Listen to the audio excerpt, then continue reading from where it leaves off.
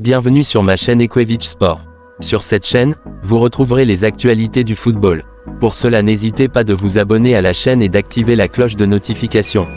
Après avoir éliminé le Betis en demi-finale de la Supercoupe d'Espagne 2-2, de table 4, le Barça retrouve le Real Madrid en finale. Vainqueur de Valence, les hommes d'Ancelotti veulent en découdre avec les Catalans sur la pelouse du King Fahd Stadium de Riyad, dimanche à 20 h.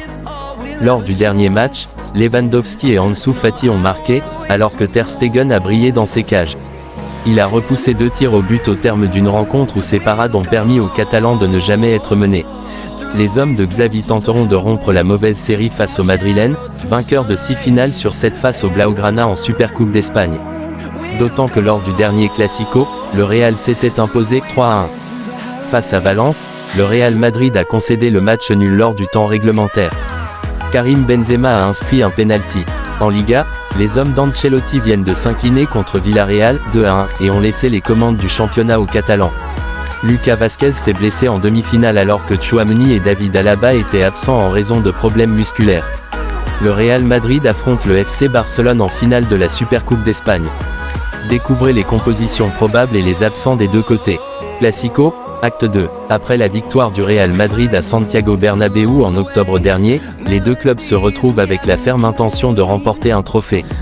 Tenant du titre, les merengues montrent certaines incertitudes dans le jeu depuis la reprise et restent sur une défaite à Villarreal et un match très laborieux contre Valence en demi-finale. Même si le Barça est dans la même dynamique, les Catalans sont invaincus depuis la Coupe du Monde.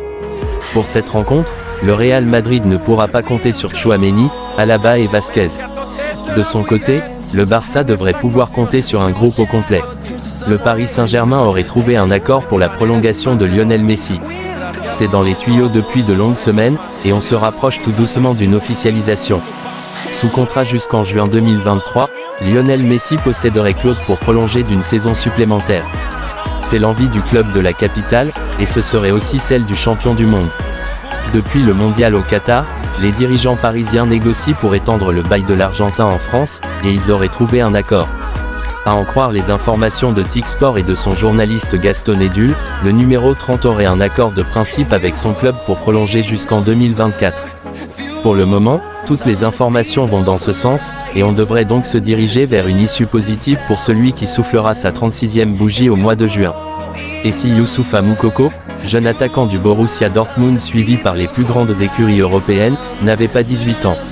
Le footballeur allemand est en effet au cœur d'une polémique liée à son âge depuis quelques jours.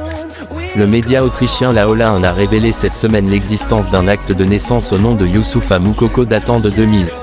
Et non de 2004, année de naissance officielle du joueur. Pire, selon Bild, ces documents auraient été dévoilés par le père adoptif de Moukoko, révélant également que le joueur s'appellerait en réalité Youssoufa Mohamedou. Officiellement né en 2004 et âgé de 18 ans, Youssoufa Moukoko pourrait donc en fait avoir 22 ans. Des révélations qui interviennent dans un contexte lourd au Cameroun, son pays d'origine, où 32 joueurs ont échoué au test d'âge avant un tournoi U17. Liverpool concède une nouvelle défaite sur la pelouse de Brighton. Rien ne va plus à Liverpool, en difficulté en championnat.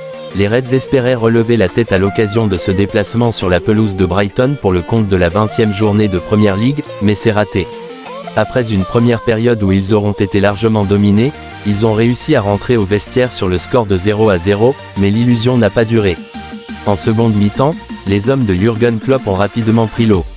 En l'espace de 5 minutes, Solly March a inscrit un doublé pour permettre aux siens de prendre l'avantage et creuser la marque 47e, 53e. Devant au score, les Seagulls ont ensuite géré pour finalement inscrire un dernier but en fin de match de la part d'un ancien Reds, Danny Welbeck, et s'imposer sur le score de 3-0. Les Reds comptent 7 points de retard sur Newcastle, 4e et pour le moment dernier qualifié pour la Ligue des Champions. Merci d'avoir regardé la vidéo jusqu'à la fin, n'hésite pas de t'abonner à la chaîne. Et on se retrouve pour une prochaine vidéo.